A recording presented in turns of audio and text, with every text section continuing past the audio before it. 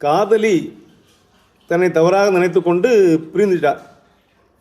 அதை நினச்சி இவர் அழுதுகிட்டே இருக்கார். அழுது அழுது அழுது அழுது கண்ணீரெல்லாம் வற்றி வறண்டு போனது. அப்படி வற்றி வறண்டு போனால் இப்போ கண்ணீர் எங்கேயாவது கடனாக கிடைக்குமா? யாராவது கடனாக கொடுத்து அந்த கண்ணீரை வச்சு அழலாமே அப்படின்னு அவ்வளோ அழுதுருக்கிறாரு. இப்படி சூழ்நிலையில் காதலி முன்னால் இப்போ அந்த காதலிக்கு வேறு காதலன் இருக்கான், அவன் முன்னால் ஒரு பாட்டு பாடுறாரு. அந்த பாட்டு பாடும்போது காதலி அங்கே தான் இருக்கிறா, தன்னை புரிஞ்சு கொள்ளாமல் இருக்கிறாளே என்று. அப்போ சொல்கிறாரு, கண்ணீரை நான் எங்கு கடன் வாங்குவேன், நான் தான் அழுது தீர்த்துட்டேனே, என்கிட்ட அழுதாலும் கண்ணீர் வராது. இப்போ கண்ணெல்லாம் வறண்டு போச்சு, கண்ணீர் சுரப்பியே வற்றி போச்சு. இனிமேல் நான் என் கண்ணீரெல்லாம் வச்சு அழுது முடிச்சிட்டேன். இனிமேல் நான் அழுவதற்கு கண்ணீரை எங்கேயாவது கடன் தான் வாங்கணும். ஆனால் என்ன துரதிர்ஷ்டம், கண்ணீர் கடனாக கிடைக்காது. கண்ணீரை நான் எங்கு கடன் வாங்குவேன்.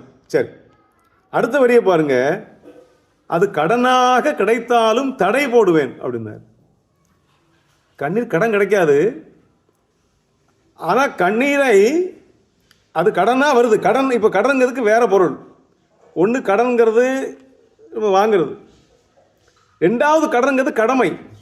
இப்போ கடமை, நான் கஷ்டப்படும் போது அழும்போது என் கண்கள் கண்ணீரை வடிப்பது கடமையாக இருக்கிறது. கண்ணீர் வருவது அதனுடைய கடமை உடம்புல இருந்து.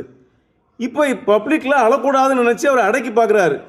ஆனால் கண் தன் கடமையை செய்து கண்ணீர் வருகிறது. அது கடனாக வந்தாலும், நான் நினச்சி அழலை, நான் அடக்க பார்க்குறேன், தானாக வருது, ஆனாலும் அழமாட்டேன்.